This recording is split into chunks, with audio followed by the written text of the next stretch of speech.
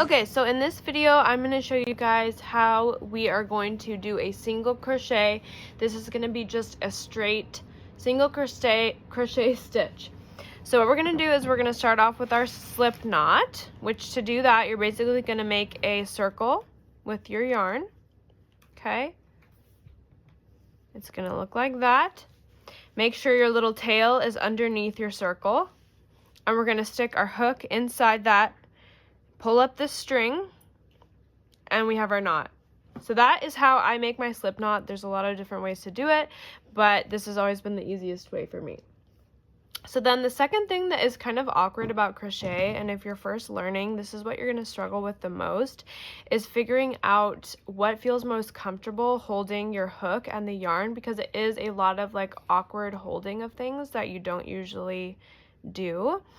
So this is the way. I have two ways that I hold my string and my hook. My first way is I literally just put the string in my 3 fingers and I clamp onto the string like that, and I have these 2 fingers available. It does kind of cramp up your fingers though to do it this way, so usually I hold it like this for the first row when it's kind of hands-on and you're holding a lot of things in place. But another way to hold it is you can thread the yarn in your pinky, go around and up through the top. Okay, so that's another way to hold your yarn. There's no wrong or right way to do it. Just find what works best for you. So now we're going to start our chains now that we have our slip knot. So you can hold your hook like this, kind of like a pencil, or you can hold it over the top. I hold it over the top, but there's no wrong way to do it. Like I said, however you feel most comfortable is how you should hold your hook. So to start our single crochet, we are going to yarn over with this string, and I kind of use my thumb here to hold my stitches in place. So you're going to yarn over, and you are going to pull your hook through that first loop we just made. Okay, so that is a single crochet. We just did one right there. I use my 2 pointer fingers here to kind of hold this in place so it doesn't swing all around. And we are again going to yarn over and pull through our loop. So now we have done 2 chains. Okay, so this is a chain and we're going to lead into our single crochet. So anytime you have a pattern and you see the word chain, like chain 8 or chain 12, each time you're yarning over and pull through, that is a chain. So this is your basic stitch you are going to start off with to start. No matter what stitch you're working with, you're going to start with a chain. So we're going to chain however wide we want our project to be. So for this video, I will probably just crochet a granny square, and we will kind of go from there. Okay, so now that we have our chain, it is going to look like this. Something really important to note is that you don't crochet this too tight. A lot of beginners really struggle with tension and making sure you are not making your stitches super tight, because it will make it very hard to work back across this chain we just made. So like you can see mine, you can kind of see the loops in my project, and that's how I know it's not too tight. If you are struggling with feeling like every stitch is too tight, try changing up the way that you are holding your yarn or your hook and making sure that you're always leaving some slack tension on your thread as you're yarning over and pulling through. So now we're going to work back, and to work back, you're going to start off by skipping this first loop right here, and we're going to work into the second one, and that's only to start off. We're going to skip a loop. So as you can see, I have a hole right there. We're going to catch the top part of our stitch. So you should have 2 on your hook. You're going to yarn over and pull through 1, and yarn over and pull through another, and that is a single crochet. So this is the stitch we're going to be working on all the way across this row and back and forth and back and forth, and that is called a single crochet.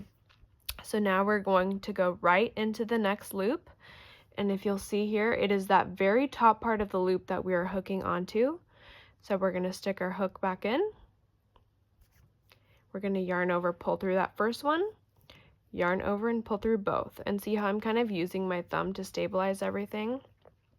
Again, we're going to go into the next one, yarn over, pull through, yarn over, pull through, And we're going to do this all the way down until we get to the very end of our chain. And just take your time with this. If your stitches are a little tight, you might kind of have to jam your hook in there. Just make sure you are making your stitches not super loose, but again, loose for this next row. And we will meet back up once you get to the end of your chain. Okay, so now we have made it to the end of our row doing single crochets all the way across. Okay, so what we're going to do, and we're going to do this every time we flip around, is we're going to chain one extra stitch once we get to the end of our row, okay? And now we're gonna flip our project, so literally just flip everything all the way around, making sure that your string is still in the back, okay? And we're going to, again, be working across. Every time we're gonna be working across the same direction, okay? So now, this is when it gets easier. Once you have done the second row, pretty much the same thing from here is the exact same thing every single row. So if you look at the top of your project, you will see little V's, okay? You see the V's all the way down. Every time we're sticking our hook into a stitch, we're sticking our hook underneath the V, directly underneath, okay? So we're going to go into the first stitch. We're not going to skip a stitch like we did for the second row. We're going to go right into the next stitch. And you'll see you have the V on your hook now. You have those two threads that I call the V on your hook. You're going to yarn over and pull through that V, and then yarn over and pull through both. And remember, that's called a single crochet. We're going to single crochet all the way across. So again, you're going to look for your hole. You're going to go right under that V, stick your hook in. Oops. And you're going to have that V on your hook. You can see your two threads there. Yarn over, pull through that V, and yarn over and pull through both. Again, work your way into that next. They're really close together here, but you can see when you pull them apart that you've got two threads hooked. Every time you want to make sure there's two more threads on your hook. Yarn over, pull through that V, and yarn over and pull through both. Okay? Again, we're going to go in that next stitch. Yarn over, and every time I pull through, I kind of twist my hook a little bit to the side so that I'm not catching any extra yarn. And I use my thumb again to just kind of brush my stitches down. See how I'm turning my hook and I'm pulling everything through, okay? So we're going to do that all the way across till we get to the end. And just like we did for the last row at the end, we're going to chain once we get to the end. So we'll meet back up there. Okay, so now we have gotten to the end of the row. I haven't done my chain one yet, like I told you guys. So we're going to do our chain one here at the end of our row. Just like we did before, we're going to flip everything over. And we're going to start back doing the same thing on our next row. So we're going to go directly under that V.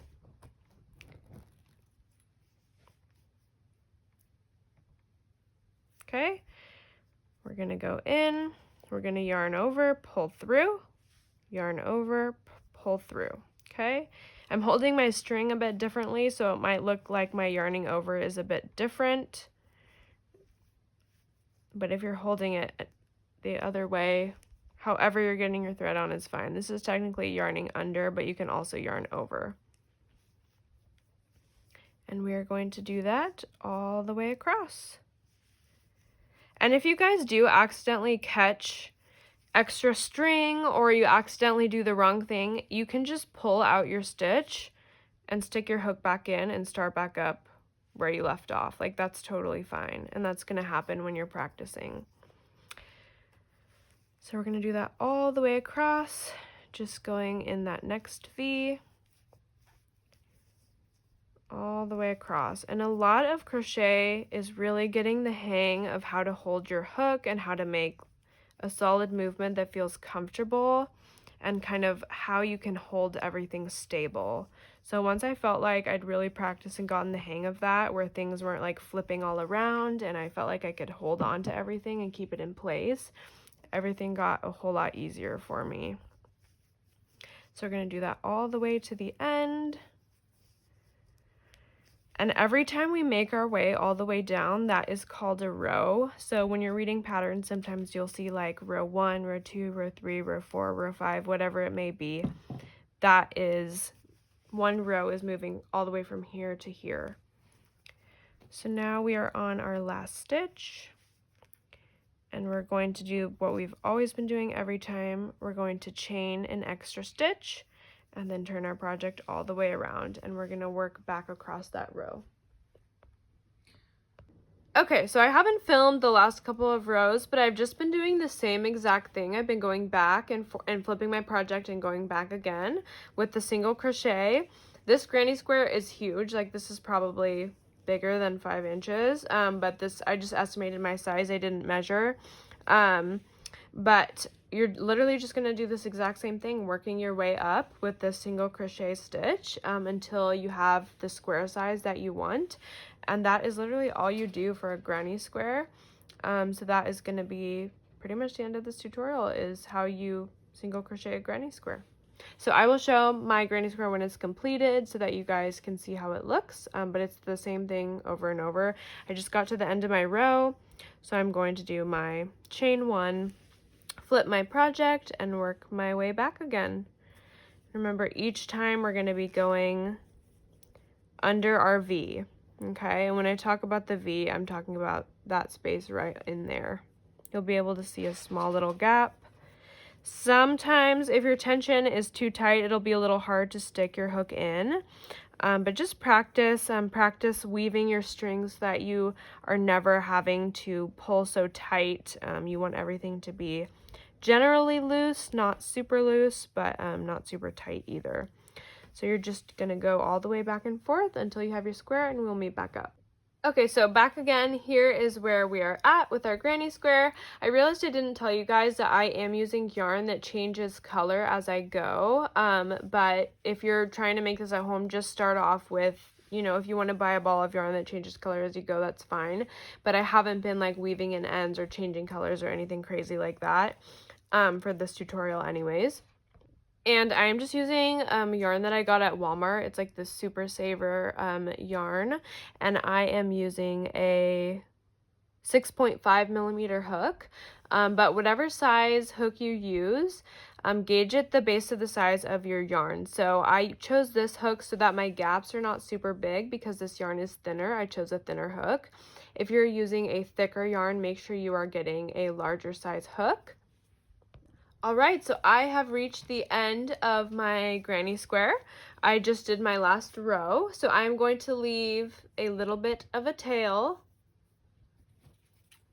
cut it, and what I'm going to do to end it is I am just going to yarn over and pull through and just keep pulling all the way through, and you will be left with a nice little knot at the end. And that is your granny square.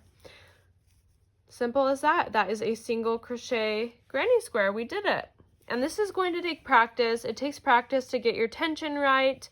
You know, you're going to have some spots where you might have like a little bit more holy than others if your tension is a little bit off. But just practice and you will get there. And I hope this tutorial was helpful.